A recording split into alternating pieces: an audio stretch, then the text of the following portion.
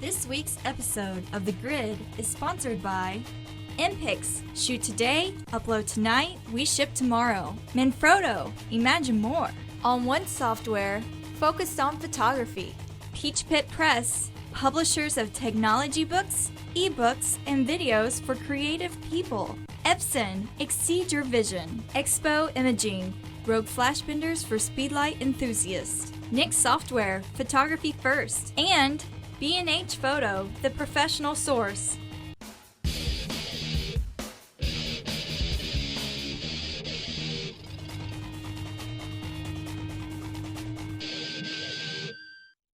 Hi, everybody, and welcome to another live episode of The Grid. It's our famous monthly blind photo critiques, and I have two blind photographers to help me today. First, as always, our regular old, run-of-the-mill, normal Matt Klaskowski. Hey, everybody. How's it going? I got nothing else. I got nothing else either. And Not after you say regular old normal run of the mill. It's kind of sets it up for. I know. Hi. I'm sorry. You want me to do it again? No. Because Okay. then it'll be flatulent and multi-breasted and. Dude, I was going to do that for Colby. Oh, here, do it.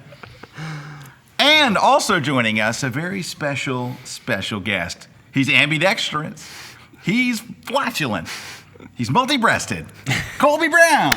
Thank you. Happy to be here. You forgot that I'm an Aries and I like long walks on the beach as well. He's Aries and he likes and he's just looking for someone to share a life with.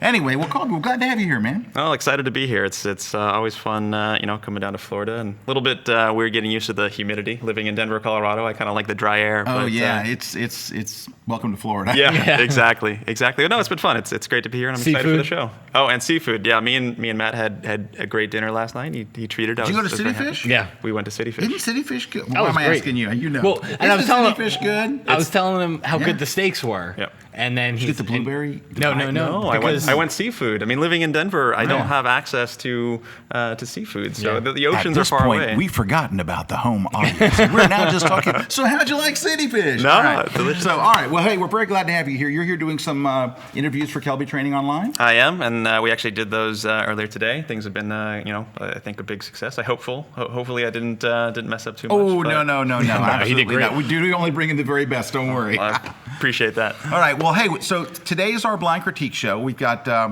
we have some giveaways we're going to do today. We're going to give away all kinds of cool stuff, including dun dun dun, a full conference pass to the Photoshop World Conference and Expo. Now, the reason why I'm mentioning this is tonight, 2.5 hours from now, we are going to convene on a different set in this same building.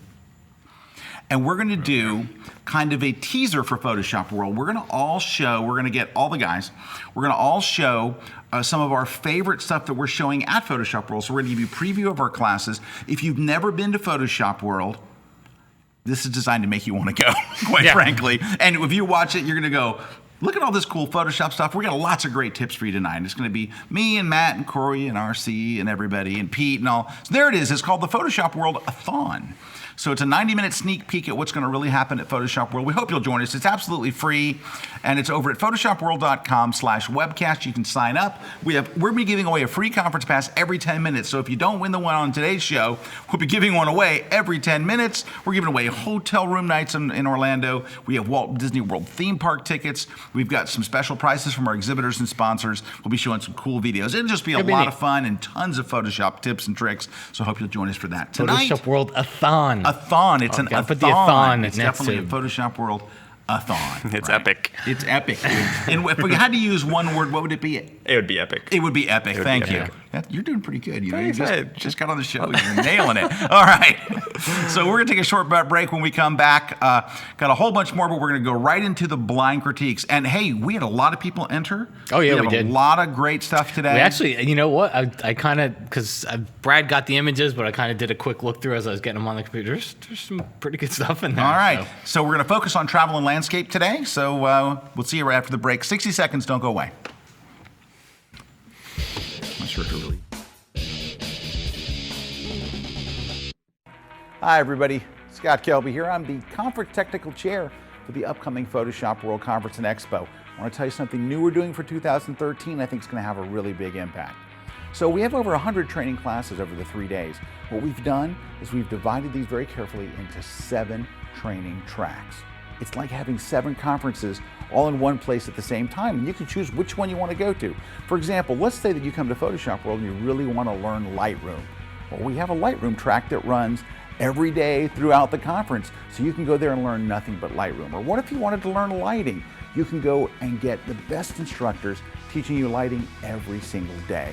We have 7 different tracks that are going, and by the way, if you're in a track, you don't have to stay in that track. You can go into any track you like and switch anytime, many times as you want. That's what's great about this. It gives you complete control over creating a custom conference experience with 7 different tracks to choose from. I hope I'll see you at the upcoming Photoshop World Conference and Expo.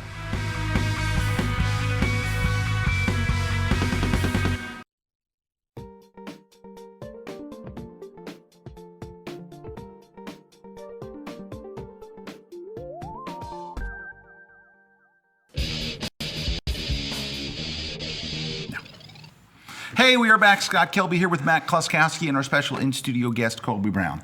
Now, Colby, you are a kick-butt, we'll say it for you, because you're not going to admit to this, but he's a kick-butt travel and landscape photographer, and your work is just fantastic. Since we knew you were going to be here, we wanted to kind of tailor it to our guest. So we asked everybody to just submit landscape and travel photos. Now, I would say that 80% of the people actually read the post. Yes. 80 is pretty good, though. 80 is very No, it's high. not bad. It's very, but very high. There were 20% of portraits in there. Yeah. So unfortunately, you know, for this time around, and we did this when Joe McNally was here. We had Joe come in, and Joe did just portraits, and it was a terrific show. So you have very, very huge shoes to fill. So Excellent. because this will always be compared, by the way, Colby, to Joe McNally's episode. No, I'm just kidding, dude. Well, we kind of look the same, so maybe that's what happened. Is that they thought that Joe was coming back, so they sent in some portrait work, and you know. Could be it. That could be very, very Sorry well about be that, guys. It's the hair. It is the hair. All right. So Matt, let's jump right into it. Let's take a look and see our first. Now, blind critiques mean 2 things. Number 1, we don't know the person's name unless you were silly enough to put a watermark on your stuff. Oh, and some were too. Good news. All right, that's number 1. Number 2 is we're not laying claim to any of these copyrights. You send these to ours. We're not stealing them or anything. Number 3 is our job here is to be honest. And I was briefing Colby on this a few moments ago. I was like, you know, you can go to Flickr and everybody will love everything you do. They will just, oh, that's fantastic, it's amazing, it's whatever. So our job is to be the ones that actually tell you, you know, the truth. So Scott's words were Colby crushed their dreams. right. So let's just start with this first one real here, and I can start crushing dreams right now. I actually love this shot. Yeah. I don't want to be the Flickr guy, but I really like this it. shot. Is that the Palouse? Where is that? I don't think it's the Palouse. No, that doesn't look like the Palouse. The Palouse I is don't more know. grassy. I see. I'm looking at the distance. It looks more, but I don't It's know like where it is. But Badlands-ish or something. I like it. I don't know. Colby, Yeah. what do you think? I like it as well. I mean, it's great contrast, nice saturation, nice pop, and yeah, the composition. I think maybe you could use a tiny bit of touch, but I'm talking about small framing. Okay, what would you do compositionally wise? Well, I mean, when I look at images, typically I'm focused on you know, I do what I consider finite photography. So by that, it's not necessarily the genre that I'm talking about, but it's the fact that I want to blow each of my images up to large sizes. So if I look at the mentality of an image that I'm blowing something up to 4 feet by 6 feet, it's much different than if I'm looking at it on a 10-inch screen. So when I instantly look at, especially landscape work, is I'm constantly going over the frames first. Like I'm looking for these distracting elements that pull away. And a lot of the time, photographers have a tendency to kind of forget about the framing and not realizing that there's a small amount of, maybe there's a tree or maybe there's a light source or something like that. Colby, you're gonna have a long day, buddy. I saw Matt going through a few of these. There's stuff creeping in the edges like you can't believe. It's not in this particular shot. So what would you do? Because the stuff, it doesn't have too much creeping in from the edges. He looks okay. What do you think? I think it looks great. I mean, if you look on the left side of the frame, though, there's a 1 highlight point near the top left of the frame. Yeah, it's not too much. A tiny bit of crop in. You don't lose the kind of valley that's happening in the lower left-hand corner, but you eliminate a distraction point. I mean, I think again, that's the key. If you can eliminate your distraction points make a little bit more of an intimate image, then it becomes more of a success. And the edges are where typically people forget. How does that help? Matt darkened that area up in the left corner. I think it definitely helps. I mean, it definitely, it took away the highlight and draws your eye over there in that corner, and that's not where you want them looking. Yeah, you want people to. You don't want to force people. You want to create elements inside your composition to allow people to view your subject matter. So looking at this, we might not know what the artist wanted to convey, but our eyes are naturally going certain places. So if we can remove any of those distractions as an artist from an image, then I always highly recommend doing that. And I mean, sometimes it's in Photoshop, and you got to go into like 1,000%, and people don't like going into that pixel level. But sometimes some of those distractions take away from a beautiful, epic image, where it's that one tiny little sliver on the side that you just weren't able to get away. I like this guy. I like him. You can stay for another image. Here we go. I like this. Yeah. Sky's a little blown out. It looks like it's actually clipping a little there in some parts, but they got good foreground. They have a midground. They got a background. Colby? Moody? I do like it. It seems like a little bit of a heavy vignette was put on. I only say that because both left and the right are fairly evenly balanced with being a little bit dark. So I do like it, but I probably would have shot this image as well in the vertical orientation to kind of see exactly what the clouds are doing above and kind of creating a little bit more of a pathway down, trying to create an element, a leading line, so to speak, with the image. But for how it is right now, it's a little bit dark for my taste on the sides, but overall. Yeah, the two mountains, I could see those being like opened up a little in fill light, which I think that'll happen in 5, 4, 3, 2.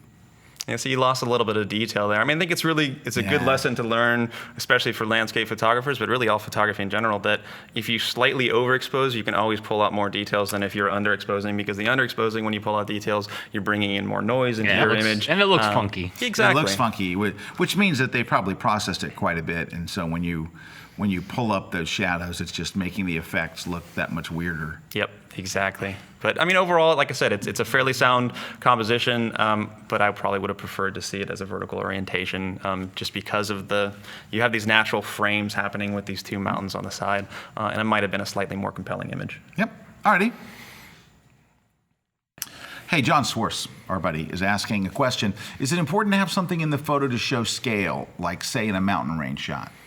I think it is. I mean, I think that a lot of photographers, myself included, when I first started out, I didn't want anyone in my shots. I just wanted to focus on the landscape. But by adding an element, especially a human being, because it's something that we can easily measure to scale, that it can add a unique aspect to a mountain image. It doesn't have to even be an action shot. I have some images of temples in Cambodia where you have just a single individual, and all of a sudden you realize just how massive Petra is. Or you have the Everest in the background, and when you're using a wide-angle lens, you're shrinking everything because of the depth of field that you're trying to get to. So by adding a human element, you allow people to have a sense of scale to what you're doing. It can be very dynamic if you're looking at more of a bland shot. And it can be, and I hear, it's funny because I hear it a lot from photographers out there. Because you know what it is that's something somebody heard at a workshop somewhere. They heard it at a workshop or they heard it online and they said, oh yeah, you need to have something that shows scale. And I would say to John, and I comment back and forth with John quite a bit, I'd say it's a great thing to look for in your images. Don't get caught up on it. No, for sure. Don't walk to every single place you go and think, oh, there's nothing here to show scale. You can still have a very beautiful landscape picture if you don't have something in it that shows how big it is. Yeah, you don't have to focus on it. But it is cool. Sometimes if you do have a person like a hiker, I think a great one is Delicate Arch. And Mo, when someone stands under Delicate Arch, you really realize that they're this tiny little thing under the big arch. So. All right, so what do we have here? Oops, we didn't look at that last one. Oh, we didn't? Okay, sorry. You know what? These look over sharpened? I mean, it looks like the person's style. Okay, I mean, but is their style? He's got a very, very over sharpened style. Yeah, I think you could just, on the post-processing, pull back a little on the sharpness. I mean, I like things to look really nice and tack sharp, but I think that there's a point just past tack sharp, and I think that's where you're living here. It's some clarity. It's maybe too much contrast. clarity. Yeah, whatever it is. It's really sharp. But next one. This is my least favorite, because it's so dark you can't see anything. Yeah, you have too much negative space going on. I like what they're trying to do, but I think that the composition is just there's too much negative aspects, and it looks like the post-processing was a little bit too much to kind of force people to draw that kind of line that's happening along the shore. I'm not a huge fan. You know what else? It looked to me. It kind of looks to me like, you know what, this shot wasn't really working. Let's try black and white. Yeah. Well, that's better. I think a lot of people really don't understand black and white, though, Yeah. because it's so much about total contrast, and some people just use it because they don't know what to do with a color image. Yeah. It really takes a different eye to really understand when it's appropriate. Yeah. Is this the same photographer? Next shot? Yep. Okay. Now, see, I like this one. Yeah, no. This one's got a crazy, interesting thing here, the power lines, which generally I would think you would go out of your way to avoid. To get rid of, in but a he's making shot. them part of the But photo. they're making, and you know what's, it's just, I would say that it's either great composition on the part of the photographer, and this photographer compositionally is pretty good, so I'm going to go with that rather than just luck. But I love the way you have this landscape, and then, the foreground, and then you have these wires, and the wires stop right before the moon. If you just to be the negative voice, again, if you look at the corners, so you can't see it too much because of the grid logo, but actually in the bottom right-hand corner, there is a little bit of kind of black shadow that's creeping in.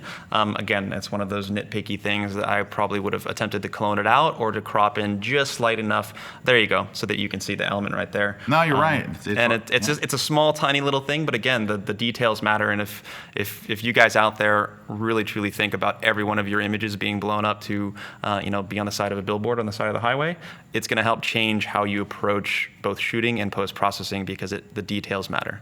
Yep. Very good. All right, so our overall assessment of this photographer, I think they're doing a pretty good job. Yeah. I think that you could back off a little on the post-processing. I think not so much just on the overall processing, but on whatever you're doing to sharpen, whether you're using a lot of clarity or just a lot of unsharp mask or you're using a plug-in. Yeah. It just seems like you're at a volume of 120 and you could turn it down to maybe 90. Yeah. But good subjects, Yeah. good locations, good light. Yeah, and pretty good composition. I think that's where a lot of people have a challenge. So Yeah. good work. Hey, we're gonna take a short break. We got somebody to go through. We're gonna take a short break. Stick around when we come back. We're gonna be doing lots more blind critiques and cool stuff. We got Colby Brown live in the studio, and we'll be right back right here live on the grid.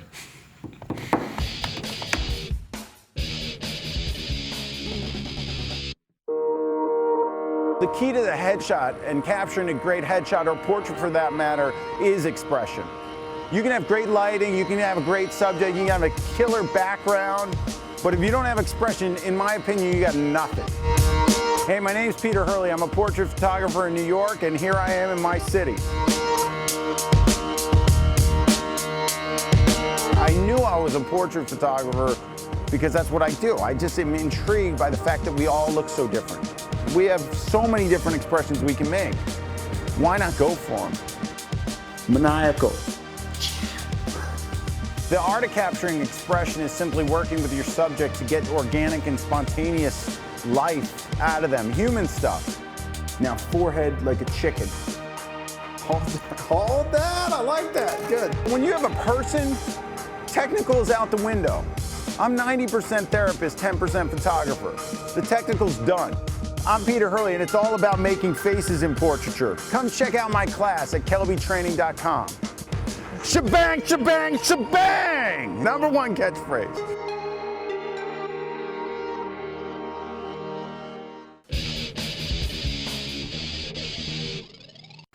Hey, we're back. Scott Kelby here with Matt and Colby. Hey, just want to give a shout out to one of our sponsors, B&H Photo. We could not do this show without them because they pay for everything. Well, they get some help from other wonderful sponsors, but they certainly help because we have all these people on the set, and I don't know why, but they get really cranky if we don't give them checks every 2 weeks. You can't believe how they turn on you like that. They're your friend all week long. 2 weeks, you don't have a check for them, and they pull out knives. Anyway, thanks to B&H Photo. We're just looking at Peter Hurley's awesome promo from his class. And we're thinking B&H is in New York. B&H is in New York. I love those guys. Anyway, it's where we get all our stuff. If you've never been to the B&H store, I'm not kidding you. Have you ever been to B&H's headquarters? I have. It's a little bit insane in a good It way. is. I kid you not when I say this. It is worth a trip to New York. I kid you not. It's like you're going to want to see all the other stuff in New York, but you'll go to B&H. Plan plenty of time. Yeah, it's like a geek's Disneyland is what it is. It is. It totally is. So thanks to B&H Photo for sponsoring us. Now we're back to the live critiques with Matt Klaskowski. Matt? First Hey, up. Oregon, right? Looks like it. Looks like it. I like it. I love the light. I love the subject. Hey, John, there's people for scale. Look, people. Yeah, scale, all that. There's a couple of things. So, and I noticed it because I was just out in Oregon, and there's birds flying around all these stacks that are out in the water. And so the problem is people can't tell that they're birds. It looks like sensor dust. It looks like dust. You have to go in and you have to clone them out because it just looks like there's a bunch of little spots on there. Especially with a wide-angle lens. Yeah. I'm not like to see- crazy about. I don't mind the person run. I'm not crazy about the person walking, and there's people. I don't know. Well, I'd you know probably what? I clone would them love out. to see this shot a half hour later. That same location, because you can tell the light's just starting to get good, right? The sun's still up. Yeah. And you know what else, too? 2 is an odd number for the people on the right. If it was one person, I think it would be much stronger than having 2 there. Yeah. I agree. I think I like the how the legs are separated in the individual on the furthest right. But actually, what I would have loved to see, because I do like the light right here, is I would have loved to see the photographer step up about 5 or 6 feet to get away from that kind of first line that's leading in the left-hand corner, and then pivot the angle of the camera to the right or to the left. Just barely a degree or 2 because the frame edge is kind of getting hit there. And I want a little bit more breathing room on the rocks on the left to allow a little bit more space. I think it feels a little bit claustrophobic in that sense. And by the way, this is exactly why I don't ask Colby to critique my work. Because he's really looking at it, and I want people to quickly glance and move away. Okay, next. So, well, this is kind of interesting. Get some nice symmetry. Indoor Okay. HDR. Yeah. Definitely. Now, look right in front of the podium. Yeah. There's a big spot on the floor. yeah, Is that a Clone that plug or is I don't that know what it is, but it doesn't belong on this photo. Nice symmetry. Yeah. I like the emptiness of it. I Yeah, like it's a the nice angle. photo. And the post-processing isn't bad. Okay. This kind of looks like we were on vacation. I took a picture, and then I applied a bunch of effects. And I applied a whole Yeah, I was lot about of to tonal say, contrast. I think there's a little bit too much tonal contrast yeah. in that. It's just a touch too much in the sky. Especially on people. Yeah, and on people it looks weird. It can really look artificial. And if your clouds, on a bright sunny day, if your clouds start turning black, you know you've done something wrong.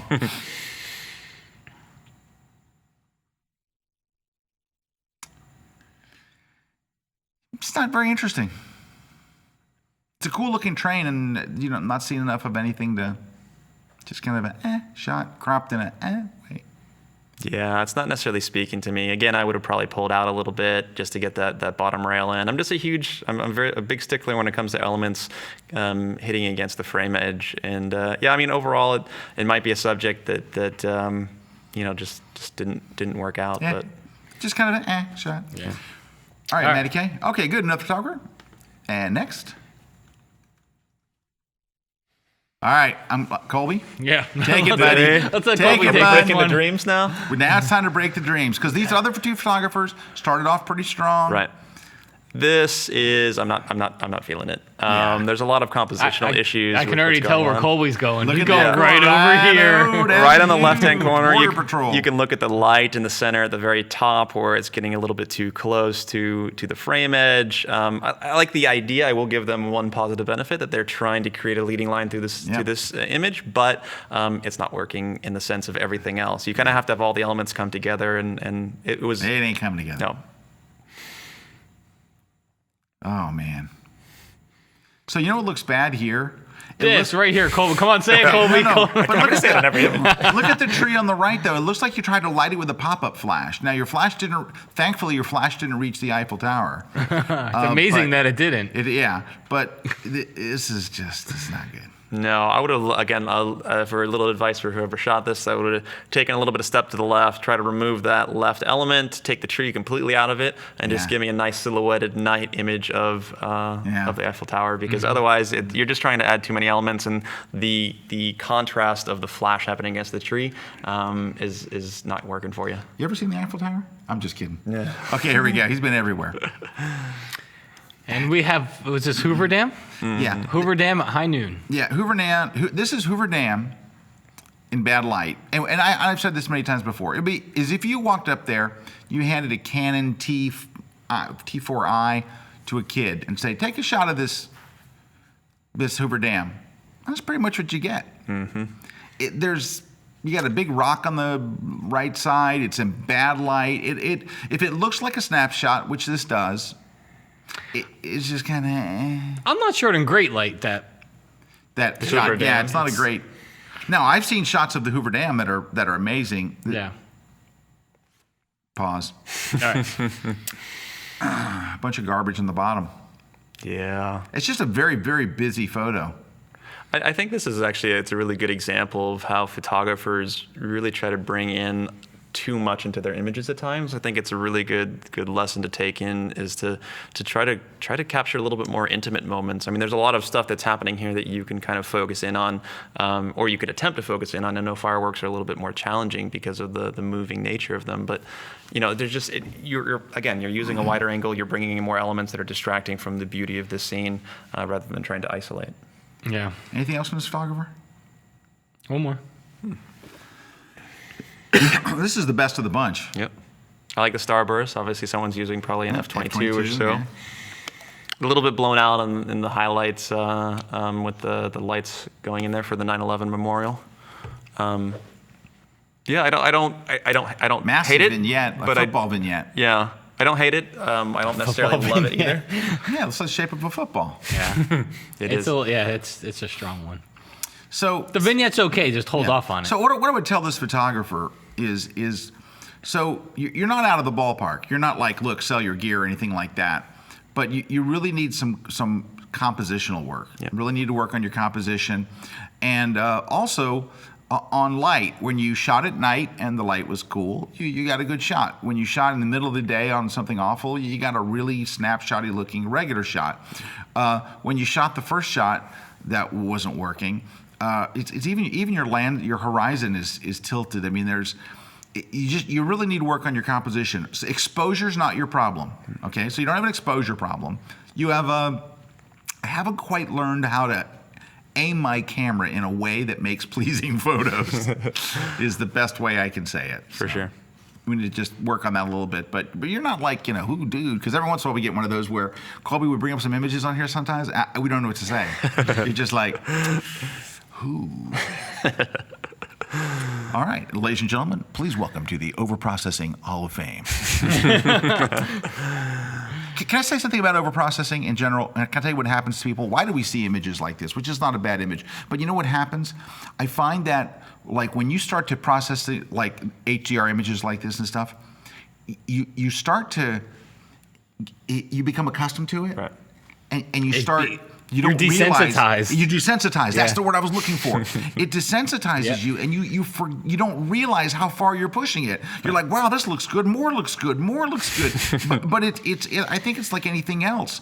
It's like if you listen to loud music, you get desensitized to it. It doesn't sound loud after a You keep little turning it while. louder and louder till Yeah, your neighbors you are keep upset cranking and knocking at your door. Yeah, it's just everything. And that's what's happened to you here.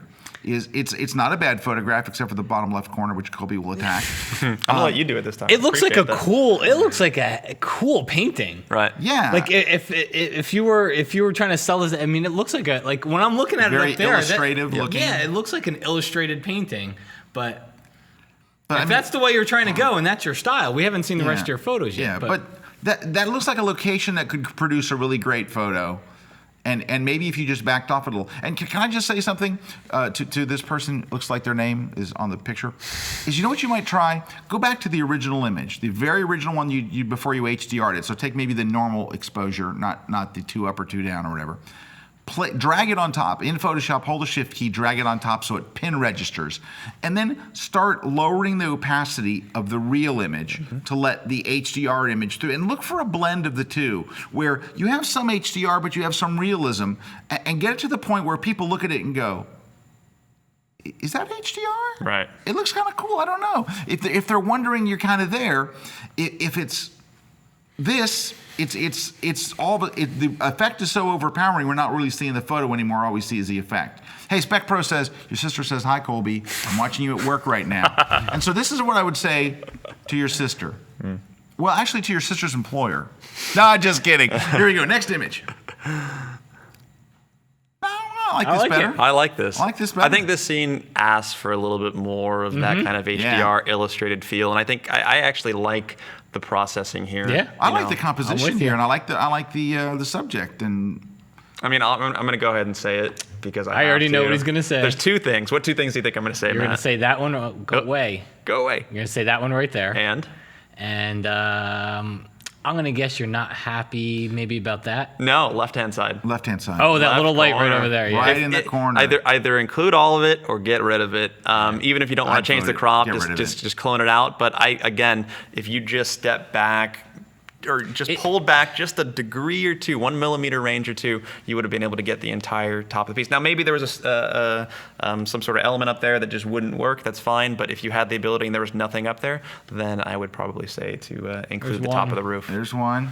And there's the other one. See that looks. So those are gone. Much better. Yep. But yeah, I'm with, Chris I'm with Helm says this is during Thomas Kincaid's you. Dark period. Ooh, now I like that. Hey, I've seen this. This looks familiar. Is this in Disneyland? Like out in California? Flying by. I think that is in Disneyland, like the Disneyland park. Oh, it could be California Disney. I think it's in LA, in that park. I like this too, but you know what? There's some weird stuff going on this is another one of those where it's just a little bit of cloning. Right It here. helped. Yep. Yeah, all that stuff. What's on the left-hand side? Can you zoom in on that? On the very, like, there's a line that seems that a tree or no, a little bit No, further to that's the left. over Yeah, that right thing. there. What is that? What the heck is that right there, You buddy? see it? Probably, I don't know, another how? I don't know. It's another. Yeah, that another is element. Disney California Adventure. Someone wrote there. Yeah. Nice. Nice. I Yeah. knew I saw that someplace. I'm like, I've seen that. So if you cropped it, actually go back really quick. If you pulled in from the top left-hand corner and brought it down just a slight amount, you're going to take away that kind of line element on the tree on the left, and probably that left. Yeah, exactly. The other little circular dot on the direct left center. Well, Lightroom's not happy with me right now. You know what though? I like this photographer. I do. I like this style. I like this guy. And He's got actually, some after I'm gonna say after moxie. seeing the rest of this stuff, I don't hate that one as much. bothers me less because it is their style. It bothered me left, but I still think the other Yeah. ones are more Yeah. prone to that style rather than that right. first Than a one fo- seemed than a forced. fodder wall. Right, but you know waterfall. what? So look at fodder this. wall. This shot's good, is bad. right? Go to the next one. That shot I think is maybe even better. And then This one, we go. and the next one. We go to that You hit it place real where quick. Yeah. Again, those two in the first one feel more forced, whereas the other one seems like it was indicative of the subject matter. Like, Right. Yeah, they applied the right effect to the right type of image, and now you're applying the effect to maybe what wouldn't really be. Right, what wouldn't really apply for you. I think, I mean, Yeah. for people that get into niches such as HDR, they Yeah. feel that they have to HDR everything. I got to So- tell you, you're right. That's a great point.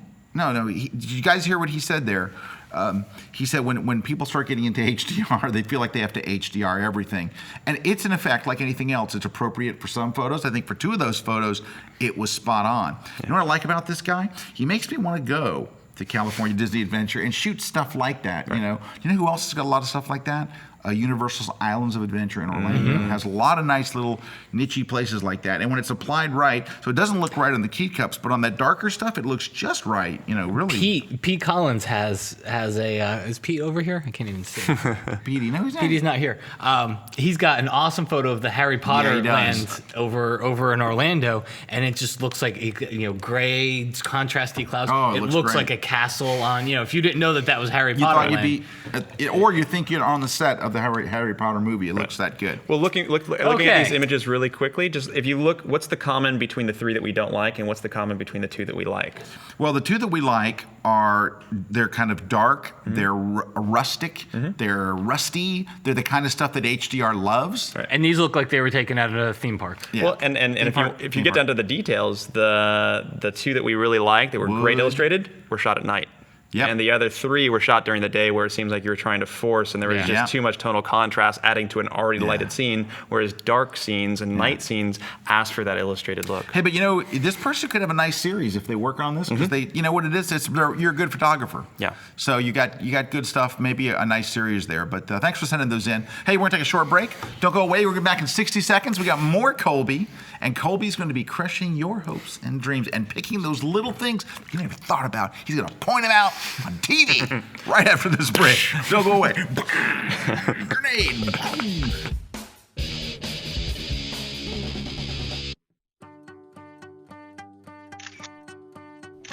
For more than 25 years, PeachPit has been home to the world's best authors and continues to publish the best books, ebooks, videos, and apps. Whether you're an aspiring or established photographer, PeachPit is here to help you learn new techniques and inspire your creativity. PeachPit, the future looks creative. Hi, my name's Dave Black, and I'd like to welcome you to Colby Training, where you can come join me on my light painting landscapes class. One of our locations is going to be at one of the most famous, iconic barns here in Jackson Hole, Wyoming. Not only will we do light painting there, but we will also do some soft focus technique. The site survey will give us an opportunity to look at our subject and start to figure out where we'll have camera position and where we would be applying the light painting from. Now, just because we're out here in the great outdoors in a big national park, don't think you can't do these at home. All the basics and fundamentals that we'll cover in this video will teach you how to get into light painting landscapes, whether you're out here in Teton National Park or right in your very own hometown. Come to my light painting landscapes video at kelbytraining.com. I hope to see you then.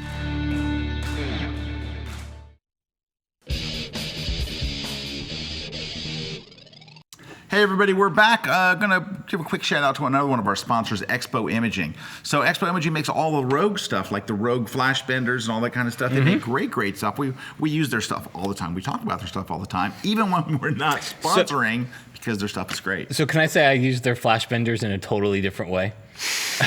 I use Here we go. I use their flash benders as lens shades. Well, you can do that. Yeah, so they're not really, you gotta kind of stretch it around the lens, but I like to shoot into the sun a lot. And sometimes your lens shade, it's depending Isn't on, enough, yeah. isn't enough, so you get a lot more flare, so I'll kind of angle it. So I actually have a flash bender in my bag that I tie around my lens and kind of. Well, I need one now because I out. walked and broke one. I walked over one of my lens hoods and broke it this week. Brad and I were to shoot, and I literally just crushed it. It was terrible. Anyway, go check There's them an out. idea for you, Rogue, if you want to. Yeah, there you go, Rogue. Make lens hoods. Go to expoimaging.com. Of course, they have all kinds of stuff. They do the ray flash they have all kinds of flash stuff. If you use like off-camera flash, go check them out at expoimaging.com. All right. Hey, also, we're going to be I didn't mention this earlier. We're going to be giving away a couple of my books. So at the end of the show, do you have any books you want to give away? Sure, why not? All right, we're giving away some Colby books. So, hey, my books are published. Are you Peach Pit Press? Yeah, Peach Pit. Yeah. Peach, right here. I like it. Matt, who I like publishes it. your books? Blow it up, Peach Pit Press. So, Peach Pit's apparently all of our publishers. And we're going to be giving away a copy of my portrait retouching book. My portrait retouching book for photographers. What are we giving away yours, Matt? Your Compositing? compositing book? I think so. Colby? Let's do Google Plus for photographers. Google Plus for photographers. So we're going to be giving away all of those books at the end of the show to some lucky people, or maybe not so lucky, depending on whose book you get. If you get Matt's, I'm not sure. It's a gamble. It's a wild card. No, it's an awesome book. All right, let's go, Matt. Would have been great in nice light. Yeah, nice composition. Nice composition. Very nice. Definitely slightly over-processed. I think when you have blue skies with HDR, this is one of the biggest problems when it comes to haloing. I don't see too many halos, but you definitely see such a stark contrast between the kind of crazy blue skies. And this is actually great for whoever shot this to do exactly what Scott mentioned on one of the last images, where you take one of the original skies and just do a light opacity a layer on top of it, and it might help bring a little bit more realism back to your sky and make it a little bit Also more looks just a little over sharpened too. Yep. Looks like very sharp. But you know what? If your cloud seems to have a drop shadow, you know there's a problem. Yes. All right. It's just not a very interesting shot. Nope. And I know what happened. You're standing in front of all these cool different colors, and you're like, wow, this is so cool. But the shot just looks like you walked up with your cell phone camera. Yeah. I know that road in San Francisco. Yeah. Yeah. Well, what I would like to see here, again, you're trying to... Lombard Street. Yeah, Lombard Street. And what they're trying to do is they're using a horizontal orientation for a shot where you don't have necessarily nice balance. So I, again, would rather see vertical orientation. You have the lights coming down. You're doing a nice starburst. Like and that? Something like that. Maybe can you even go down a little bit more? Or is there a way at the frame edge at the bottom just to pull a little bit more of the negative sky? Maybe not Move it too over. much. Yeah. Yeah. I mean, somewhere around there, but basically kind of crop in on, and again, focus on your subject. If you're any photo you take, you need to define out what you're trying to accomplish. So if you're trying to shoot the lights, you're trying to shoot the starburst. Yeah, what what's your is it? subject? Yeah. You need to ask yourself that. Yeah. I left my. This is a shot I've never seen when I go to San Francisco. Yeah, this is kind of new. Where Every is time- this? What bridge is this? Every time I go, every single time gets I've gone sucked to in, this dude. place, He gets I can't. sucked on. It's not just cloudy.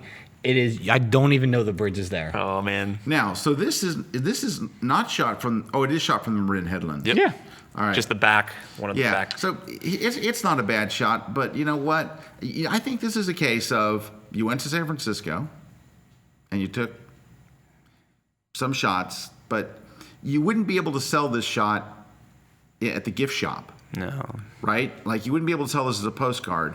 And your job is not to make postcard shots because other photographers laugh at postcard shots. Your job would be to do better than the postcard. And this one's got a big black thing on the left. It's got a plant creeping in from the bottom, which I just beat Colby to the punch. Thank you.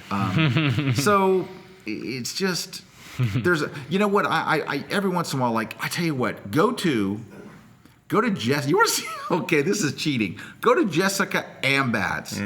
Go to Jessica Ambat's has a shot with a Golden Gate Bridge in the background, and when you see that, you go, wow. Oh. Now it's cheating because what Jessica Ambat's had to do to get this shot, most of us would not A, be able to do, B, be able to afford. C, just Jessica Ambat's is insane. Go to she's like incredible. Ambat's, I think it's. Well, let me look. I follow her on Google Plus, so let's just go and see how you spell her. Ambats. Jessica Ambat's. Ambats. Her stuff is insane. I'm gonna see if I can find the one I'm talking about. Oh, okay. She's got a shot. It's not this one. It wasn't that one we just saw. I'm looking on Google Plus. If you're on Google Plus, go to just search for Jessica Ambat's. But she's got one where and I just saw this recently, where she's. There it is. She's doing it. Someone's doing it. Look, that's the Golden Gate Bridge. Oh, come on! epic. Seriously, it's. Nobody can see it. Yeah, I know you can't see it. Here's her holding a giant print of it. All right. You can't see it. Go We're to gonna move Jessica on here. Ambat's. I know. You We're- can't see your computer. I don't have it turned on. Sorry. All right. So I'm gonna start moving through the rest of these pretty quick, so Yeah, we go. can get through more than 7 people. Nice. Neat shot of the was it the arts? The San Francisco That House is of Fine the- Arts. Yeah, nice. Yeah, I like it. Pull back. Is it a little under bit. construction? Because it was every time it was always under construction. Well, Well, it's the either entire that or city, fog. Eternally. the city tries to That or fog. mess with you every time you show up. All right. No, that's nice. I like that. So decent stuff. Yeah, okay.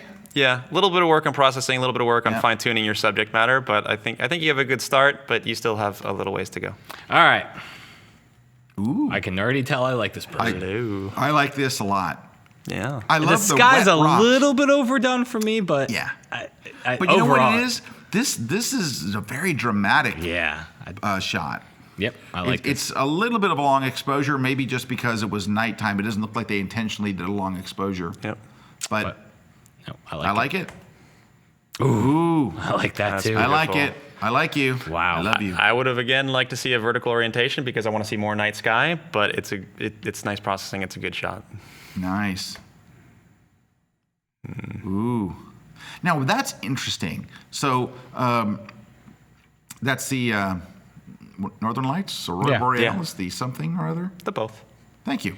But I like the way they've got the car long exposure, and they may have been like, oh no, a car came by. But I think it's cool as crud. Yeah. I think that's an excellent shot. You know what, that would look great?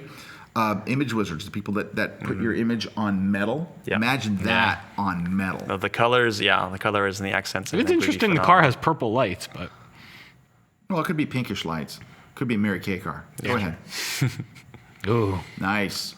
So now we know we're a nice line. Now I know what Colby's going to say, and I think I'm going to agree in advance. Go ahead, Colby. Actually, there's Yeah, the top left-hand corner, I like a little bit more space. You're also if you pulled out a little bit, there's a cloud on the very top that's kind of just a small isolated by itself. And I want a little bit more space. See, that's what I want a little more sky up there. Yeah. I want because it's an interesting sky. Mm-hmm. Now, I understand that if it's not an interesting sky, we try to minimize it. But this is, the very foreground isn't as interesting as that sky I think could potentially be. But I like the shot overall a lot. Agreed.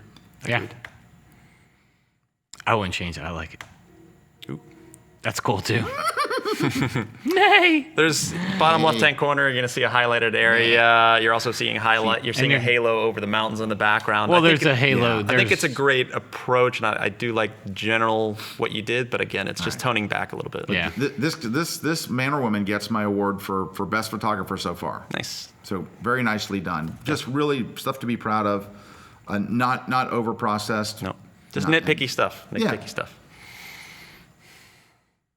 Let me look on your screen. It's a tad over processed, but you know what it is? Unfortunately, every time I see a stream shot, the ones I fall in love with are very clean. Yeah.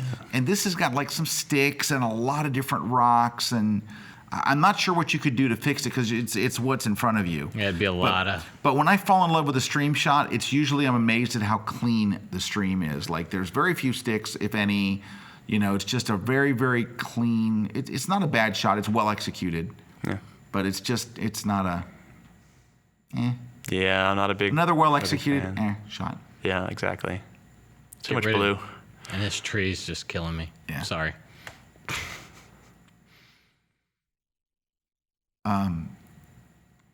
Yeah, I'm not feeling it. What I would have probably rather done is I would have had this individual kind of lay down on the ground, give me a close-up, low perspective on the bridge itself, kind of moving through the image and try to do something a little bit more different because I think there's too many elements and even the angle I don't think you can save it necessarily. I think it just needs to be recomposed. I like. It's better. You know it's what? It's the best of all of them. It's the best of what he's got. You know what it is? The star of that thing is the tree because it has fall leaves.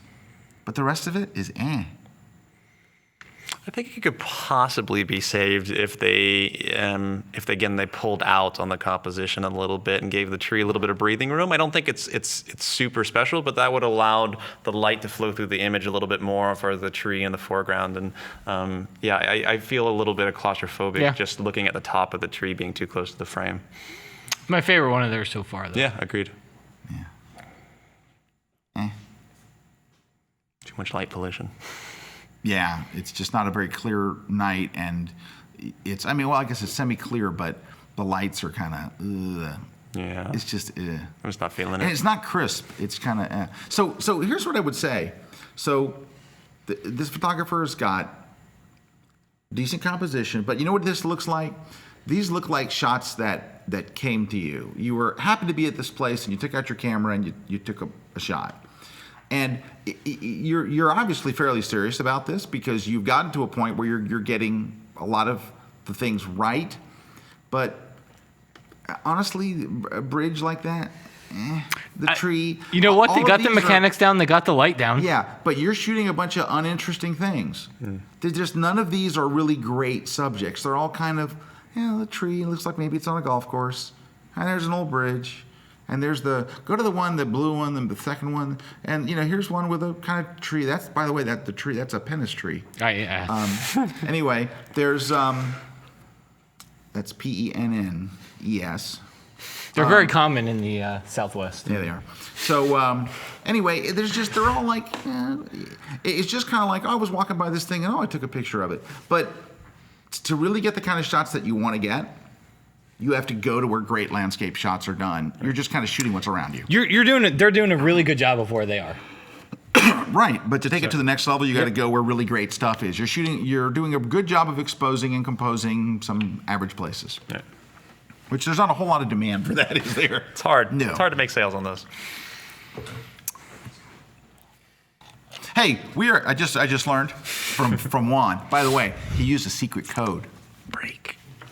We're going to take a short break, 60 seconds. Don't go away. We'll be right back. We got Colby Brown. We got some more images, blah, blah, blah. Don't go away.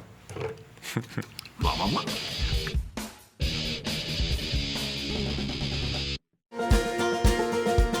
I would describe define my style of photography as extremely focused on expression, interaction, and authenticity. The idea of it being a lifestyle photography does fit because it really is the style of how one lives their life and what they express about themselves. Specifically as it relates to a family, I want to think about the fact that I am photographing multiple people, but representing them as a one. These people belong to each other, and I want to show that. Why people are coming to you in the first place? Why do they want a portrait? Life is moving so fast, and they want to freeze some of it. They want to stop this and remember what it is that they're doing, who it is that they love, who they are together. This is something that when they're looking back in 20, 30 years, they can then see everything about that time in their life that meant so much to them. I'm Tamara Lackey, and I'd like to invite you to check out my class on kelbytraining.com.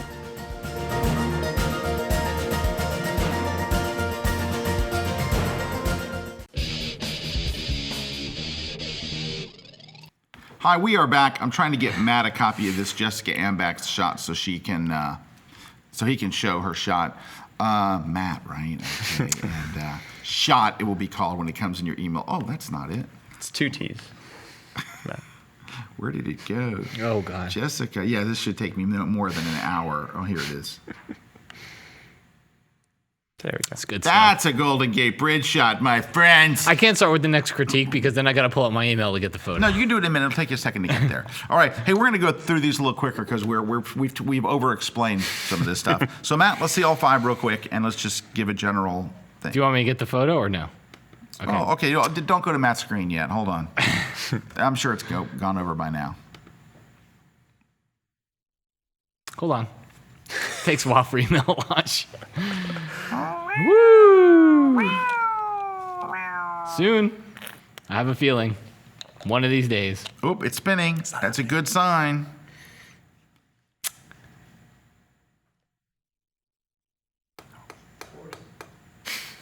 Alrighty. Ladies and Somebody gentlemen. sing and dance. Brad wrote, "This is captivating TV." Yeah, it Hey, is, Brad, I gotta tell you. that's not funny. Colby has feelings. This is his first time on the show. Crying on the inside. Yeah. Brad, look, we know you're implying it's Colby. Colby, do this. All right, ready? All right, here we go. Jessica, There we go. This is a shot of the Golden Gate Bridge. The shot nobody watching this show will ever get to take. But Yeah, it's kind of hard to do. You have to do it from, well, she shot this from the passenger window, okay? So she's coming in for a landing at SFO on a United flight. Yeah, right. Okay, I'm kidding. No, she's an air-to-air photographer, and so she's also a pilot. And All right. Show Scott for a second here. So the rest of us will continue to go up to the headlands and the Marin attempt Headlands. to. I've seen some great shots from the Marin Headlands. I have. I just don't. Not ever, today. I don't ever get to take them. All right. Overprocessed HDR something. Yeah. Next. I kind of like that. Yeah, it's an interesting travel shot. We've seen mostly landscape. You know what? This would be a good shot in a travel book, as not the main photo, but like an accompanying photo. Yeah. I'd love to see it at night if it was illuminated and just kind of a long exposure. Yes. That would speak to me more. Yeah, it would. Just wondering what a little bit of. I just clicked the auto button and then Vignette. had a little bit of a vignette there. That's a little better. All right. Okay, next. Next up, Oh, I kind of like that. good cityscape. It's yeah, a little overprocessed, but not bad. Yeah, a little much sky. I like what's going on in the city a little bit more. Maybe just down a tiny bit, but overall, I like the lights. I like what's going on. That one's good. It's kind of I like the idea, but it's not, I not like really the working idea. for Yeah, me. the idea of the silhouette and the gold light is good, but what happens is it goes to too much black. Yeah. Too much negative space. I don't know if it's a man or a woman carrying a purse. Looks like a purse. Could be a purse. It's a man then. It's a man purse. In Europe, more? in Europe, Any it's a more? man. They're European. Okay, so Sorry. Not bad. There's some potential there. Agreed. All right. All right, I'm just going to skip by that one because I don't know if that's travel or landscape. It's just a street photography portrait. We have fireworks. At Disney. We have stopped water, frozen water on a beach. When the sun's not quite where it should be when you're going to take a beach Seems photo. a little bit too much is going on for me. Yeah. Next. Guy sleeping on ride in the swings. You know what I think this is? This is another instance of you didn't really choose interesting things to shoot. Right. You know what? And I think a lot of people miss this. It starts with having something really. Look at this shot. Dead trees. Dead trees, a house. This isn't like you're trying to create wow. Right. You know, we saw a couple of images from a landscape photographer earlier that made you go wow. It made you want to be there. I don't want to be there. I definitely don't want to be here. Right near that toe. You know, it's just, Smell it? they're not bad photos of really uninteresting things. So it's just, and that's the case for a lot of these, like this. This wins I shot every photo at the wrong time of day award. Yeah. And over-processed a couple of them to death. Yeah, the like I think that's shadows. the best one, but I think you can add some contrast to it, I make mean, the it's- butterfly pop a little bit more. And it's high noon, dude. Look at that. Yeah, horrible light. So here's the thing. Things don't generally look good at 2 o'clock in the afternoon, which is why at 2 o'clock in the afternoon we do other things. Now, this person, these look like travel-ish photos, Right. and that's the problem. Like if you went on a cruise or a travel tour or something, that's the problem is you're going everywhere at 2 o'clock in the afternoon. They don't go at 6 a.m. and they don't go at 7 p.m. That's why in the afternoon you shoot inside churches and you shoot indoors and you find places where the light is more favorable. Mm-hmm. Dead trees, always a great topic. So it's a beautiful sky ruined by dead trees, and then it looks like a pennis tree in the center. There's one. That's the thin pennis. It's a very thin pennis tree, I was going to say. Leave. You know what? I don't mind. It's very hard to find a shot Yeah. that's good with crap coming in from the top there. I don't always mind stuff coming in, but this isn't. It's got to be. It's got to be gotta like be a really. heck of a Yeah. shot. It's got to be something better looking than that. No, it's not bad. That's not bad. We're getting actually. there. Work on the sky a little. That's not a bad shot. Yeah, not over processed, which is No. nice. Yeah, it's a nice Nice play. change of pace. Yeah. 2 horse photos in one day. That's a lot. Seriously, we'll go through months without getting You a know what horse it is? photo. Just compositionally wise, anytime you get the edge of the image too close to the animal, it creates a tension that's not good. Yep. So a little more breathing room, but and this is bad. It's just bad. I don't know what to say else other than just bad. Bad shot. Don't show that to anyone ever. Tetons? Tetons. Cool. I would You know what probably. it is? All that junk in the front. Yeah. Yeah, those. All those things are just killing the shot. So there's a clip that you can get that you can kind of like. I'm never a fan of promoting the destruction of a tree or a leaf or a branch to break it so that you get the shot. But there's ways. Dude, you would hate shooting with me. There's something that you can kind of pull back. Try to leave nature as best as you can. Oh, Oh, wait, dude, wait. I Here we bring an go. electric saw. Can and you chop show or things tell down. us what would make a good dead tree shot? Colby? If it were alive? Yeah, That would help. If you shot something else, I think that for a dead tree, actually, okay, here's a good example. In Botany Bay, South Carolina, there's amazing, beautiful derelict trees. So they're not necessarily dead, but they're in the ocean, and they allow for some really beautiful silhouettes, especially at sunset or sunrise. But it's a lone solitude tree, and it doesn't have all these other distracting elements. And I think that that's the biggest thing. I think the dead trees and all their branches makes it too complex. And so you want to simplify. So if you can find a single one with some nice kind of branch structure, you can make it work. But if you're trying to shoot a forest of dead trees, you're still shooting a forest of dead trees. And a lot of dead tree shots just, you're taking something that we generally don't like. Right. I mean, people generally do not like dead trees. It's like Moose Peterson always used to joke that every single time that they do a workshop, people shoot stumps. Right. And he's like, you're not going to get a good stump shot. Stop shooting stumps. And it's like, you know what it is? Why force it? There are so many amazing and beautiful things out there. Why would you choose to shoot a dead tree? Why would you even, you know what I mean? It's like, how do I make an ugly plate of food look good? Why don't you just shoot a good looking plate of food? All right, Matt, just a couple more. We don't have much time. I like that. I like what they're trying to do. For a daylight shot, it's not bad. No, not bad.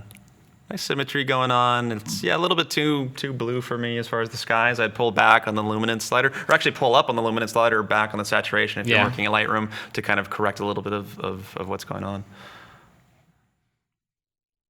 He's so dark. You don't even know there. You almost miss that there's somebody standing this there. This one doesn't really work. For the fly fishing shots that I've seen that are actually high quality, what you need to do is you need to shoot in kind of the golden hour light where it's kind of really side light coming in. Real quick, and you go get some to epic stuff. 500px and look for fly fishing. Yes. Let's see here. Well, actually, here, give me a second.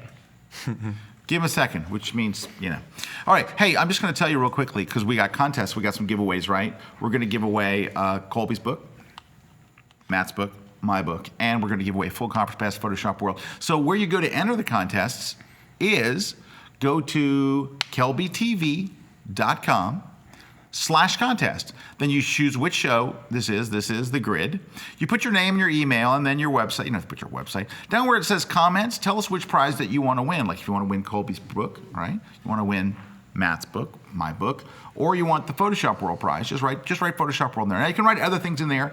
Things that will most likely get you a win are stuff like love your show.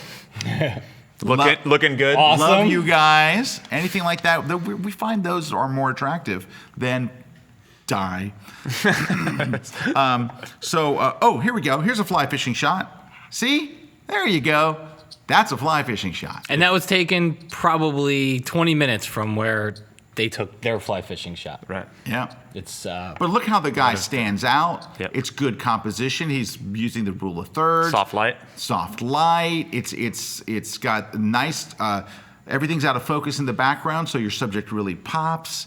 And that's just going to 500px and picking one bang. that was actually mine. That's yours? Yeah. Seriously, nice shot, dude. That's why I know where, because he was in the Tetons.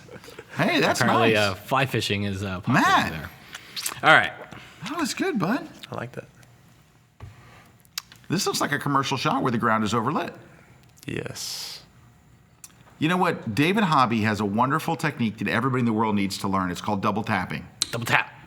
I wrote about it in my book, gave credit to David in one of my books. What it is this. When you fire, there we go.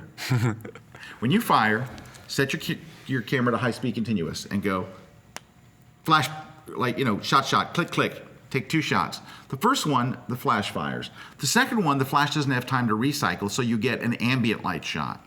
Because what happens is with that flash, it lights the ground. It looks weird when you have flash on the ground. It just looks weird. I see it all the time. So what David recommends, and it works beautifully well, I do it all the time, is to do the double tap, take the shot with the flash, take the one without it, lay it on top. And then you just add a layer mask and paint in the real ground. Right. That would make that shot a lot better because you have shadows on the ground and weird stuff, and it looks like it starts to look car headlightish, right. So it's really not bad. I would have preferred for the trees not to be in it. Yeah, I was just that was the very next. Colby, I very rarely do I see a shot. It does happen, but very rarely do I see a shot where there's trees coming in from the side where it looks good. Yep. I know people think I'm framing the shot, but with trees and stuff, it usually doesn't look good. Right. Yeah, and this isn't a frame. It's an incomplete frame. Yeah. Exactly. Yeah. I know the shots they're talking about. We'll have to Right. find one. Well, that's a fine one. It's nice. It's nice. Yeah. Too much going on. I'd like to see the tent in front of the trees. Hey, we're going to take just a 30-second break. We're going to wrap up. We're going to look at a couple in our 30 seconds. We're going to wrap up with just a couple more. Stick around. You're watching here in the grid. Go enter the contest and all that kind of stuff. And we'll be back in 30 seconds. Don't go away.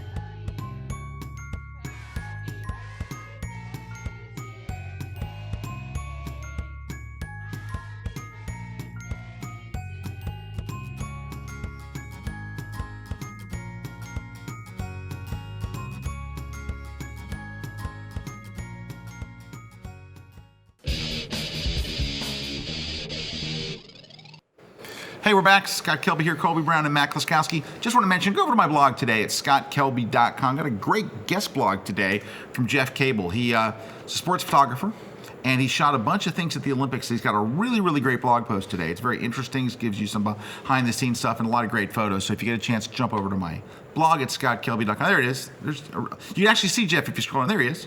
It's a big lens. right there. That's a big lens right there. That's a great lens. So anyway, but go check it out. He's got really good stuff. And if you scroll a little further, if you go a little past Jeff's, go a little past Jeff's. His is long because he's got all kinds of good stuff. So scroll a lot past Jeff's. Keep going. Go past the grid. Go. Oh, there! I did a exotic car shoot this week at the DuPont Registry magazine. So scroll down a little bit. Did you get my Subaru in there? I did. So look at this now. See, there's the Ferrari shot. Want to see the behind-the-scenes shot? Go a little further. There it is. Look, it's Brad. It's Brad's bottom. Looking good. Look at that jolly bottom. That's nice, Brad. Good look out there. All right. Here we go. We're going to wrap up with these last couple of ones. So we're just going to give you a quick, what do you think about this one? My thing is, stick with landscapes. Yeah. Your landscape Remember shots our look thing good. today Hey, was, yeah. There's something really bad in one of these. Hold on. Go back. I just saw it. Right. Go back one. What, the watermark? That's bad. No. That's bad. Go. Right there. Did you shoot this through a bus window? Yes. Look at that Look reflection. at the windows up there. You got to get rid of that. And you're at an amazing vista. You could use a little work on the post processing, but you can't have big squares in the sky. If you're on a public bus, fake a seizure, get off the bus, take the shot, and get back All right, on. you know what you do on a Colby's bus? done too? this. Oh, that is good. Fake the seizure. Yeah. All right, next person. All right. No, but you know what you do on a bus? Take your lens and put it right against the glass. Yep. If you put it right against the glass, you're not going to get reflections of the glass. All right. All right, I Ferdinand like the light. Santos. I Can I like the tell him to light. get rid of his... the junk. Get rid of that Get rid of your watermark down there. watermark. That's horrible. It's horrible. Ferdinand, good news. You got the light thing down. Yes. And that's not a lousy shot. You got the watermark thing down too, man. You can add a watermark like nobody's business. So you got the light thing down. So now it's time to go find some really amazing places. Right. That's good. That's not bad. That's really pretty good. But I think there's a little work on composition as well. Yeah, a little It's composition a tiny too. bit. Like there's too much negative space down there. I like the leading line. I hate that kind of stick. But yeah, you have a good idea. But Bad I think stick. that it's a little bit more compositional. you know what I would like? You want to make that stick better? Can I tell you something? Removing it. Well, hold on. Well, besides removing it, get rid of the rope. Yeah. Because it makes you want to go, what does it attach to? It's drawing you right out of the frame. And Right. you don't want to take your viewer and say, hey, there's something more interesting over here. Here we go. Ooh, Iceland. It's Reykjavik. Reykjavik.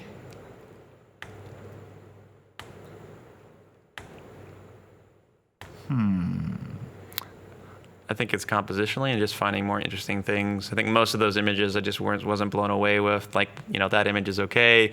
The rocks are too close to the left-hand side. For the very end, the one Yep. with the road, I would probably have rather seen more of the center line, so it's more of a line actually leading down. And it's just Or are there a whole bunch of stacked rocks on top of each other?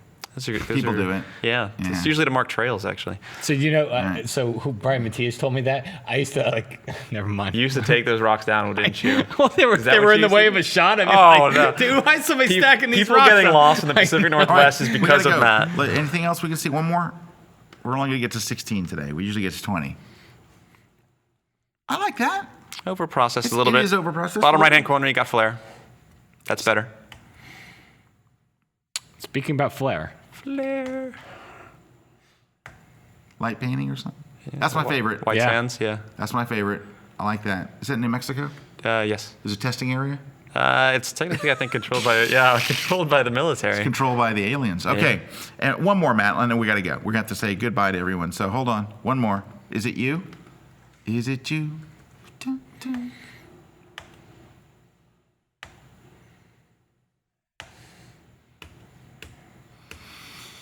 Colby, somebody learned how to use the exposure slider really. Yeah, I'm still not feeling the interesting content. I mean, I think the last one is actually the one that I find most appealing. If you want to go back to that one just really quick. Yeah, that one looks okay. Again, too much negative space. I can't tell. There we go. It's actually zoomed in. Yeah, I mean, that one is exposurially at least more sound than the others. But, I agree. But compositionally, again, it just comes down to finding interesting content and just need a little bit of work with that. All right. Lastly, we're going to end, looks like, on a bad note. No, I want to end on here. Let's do travel. All right.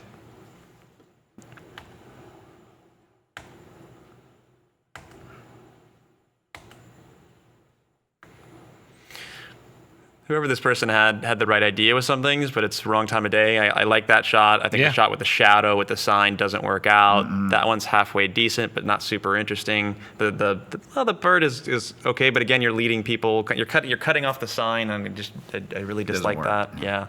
All right, Colby, what would you say if you had to give one bit of advice, just in general? Now, we had a couple of really good photographers. You know, we had a couple of people who said, but for everybody else, what would you give if you had to give one piece of advice to them on how to make their images better?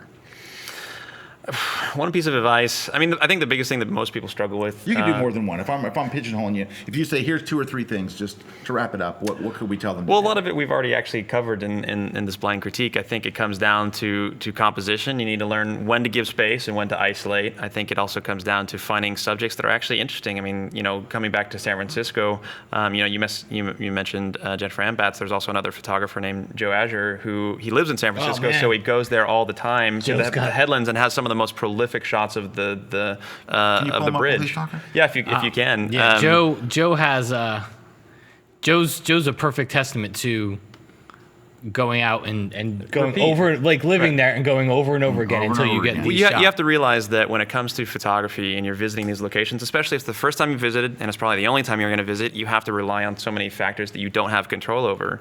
If you live in a location like San Francisco and you're like Joe and you can go out and shoot so many different times, shoot the bridge, you know, 4 or 5 times a week before work, it's you know, you have more chances to get great stuff. So you All right, go out. you need more chances because Mother Nature doesn't always show up. I went with Joe when I didn't see the bridge one morning. Google Plus conference. Oh, One nice. morning we met up there, and that's we didn't see the bridge. He's a phenomenal photographer, but it, like I said, it's a testament to the fact that you have to constantly visit these scenes, occasionally multiple times, or you have to be really lucky. Hey, look, I mean, he shot this at the same place that other guy shot it. But look how he's got that thing in the foreground. Yep. Well, he's down on the beach here. Yeah, he's down on the beach. I've been on that beach. I didn't get a Yeah. shot like that. There's a few of them that he has. Yeah, he's got the one. He's got the fog layer above, and now I'm trying to find that shot because he's got. Keep going down. He has some great work from Iceland as well. Regardless, like I said, it's more of a testament to the fact that you need to put forth the effort. You know, I constantly do critiques with people I meet on planes. I did that with an individual as I was flying here to Tampa, and looking at the images. Like the first thing he at least was willing to admit was that he doesn't go out and shoot during the times of great light. So we saw a ton of that today, and you have to make forth the effort. If you want great images, you have to have great light, and so great light. Work on your composition to find things that, you learn to give space, learn when to define your subjects, and then pull back on processing. I think people are a little bit too overzealous. They hit that saturation slider, especially with HDR, and it's like, hey, let's go to 100, and then it seems like they restart over on the image just so that they can continue to push it further. Right. So just learn to pull back a little bit. It is so funny what you said, though, because a lot of what we saw today, I think, was I was there, so I took this picture. Right. And like, in other words, and people go, well, the tour bus left at 9, what we were supposed to do. You know what you do? Do the same thing I do. I go out 4 hours before the tour bus leaves. Right. And I go out there at 5 in the morning, and I go set up. When I'm on vacation sometimes, if I wait for the tour bus drives into bad light. Right. And so you get up and you shoot before the tour bus leaves. And I remember one morning in Beijing getting up and grabbing a taxi and going to different places because I knew I had tours that day, but I wanted to get to where I wanted to get when it was going to be good light. And so few people, you know what it is? A lot of people today got what came to them. Right? Like, oh, I just happened to be there, and oh, there's the Golden Gate Bridge, and there's this and there. And instead of going, I'm going to go get a great shot, and I'm going to go to a great place and great light and all. And we didn't see a lot of bad photographers today. We actually, there's the shot, there right? You go. Here, It's look one at of them. this. He's got. See that? That's a shot. Yep. Woo! Beautiful stuff. All right, Colby, thank you very much for being on the show. You were awesome. That My was pleasure. very, very, very insightful. Great to have a travel and landscape photographer like yourself on here that is so well accomplished. Where can more people go learn more about Colby? You can go to colbybrownphotography.com, and I also have another company that I run that has humanitarian or philanthropic approach, which is The Giving Lens, and that's just thegivingLens.com. Great. And how about you're on Google Plus? You're on Facebook? Google you're on Plus, Facebook, Twitter. Yeah, I'm pretty prolific on all social media. So if you just search up Colby Brown, I'm the guy holding a camera. And Colby Brown has a bazillion followers. How many followers do you have on Google Plus now? It's almost 2.3 million. 2.3 million. He ain't bad. Anyway, thank you very much for being here, Colby. My Good pleasure. job. Matt, I always love you. Yep. Matt, and I just want to say this. Nah, we got to go. All right. Thanks, everybody. Take care. We'll see you next week right here on The Grid. This week's episode of The Grid is sponsored by MPix, shoot today, upload tonight, we ship tomorrow. Manfrotto, imagine more. All One Software, focused on photography. Peach Pit Press, publishers of technology books, ebooks, and videos for creative people. Epson, exceed your vision. Expo Imaging, Rogue Flash Benders for speedlight enthusiasts. Nix Software, photography first. And B&H Photo, the professional source.